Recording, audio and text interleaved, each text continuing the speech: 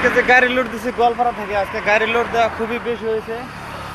গাড়ির মধ্যে মাল আছে 5 টন, মানে এগুলা দড়িগোনা টায়ার দিছি, দড়িগোনা চেক করা লাগে, নইলে মানে আমার গাড়িটার মানে এই বডি কিন্তু ছোট, মানে উপরে মাল থাকে মেলা, যার জন্য দড়ি চেক করা লাগে, নইলে আবার দড়ি লুচা যদি মাল পরে যায়। তার মানে বান দিয়ে দিছি, বানগুলো অত বেশি দিনে গিয়ে বান দিছি কম করে, জাস্ট আপনার ওই যে বস্তার লাইন একটা করে বান দিছি একটা করে, যার জন্য মানে মাল চেক করা লাগে, মানে বান টান চেক করা লাগে। বান চেক না করলে কোনো কিন্তু ভেজাল হয়, পরে আবার রাস্তার মধ্যে কোনো পরে যাবো গা, পরে আবার মানে মালিকে আমাকে ধরবো যে মাল দেবে রাস্তার মধ্যে ফেলাতে হয়েছে, সেই জন্য চেক করা লাগে।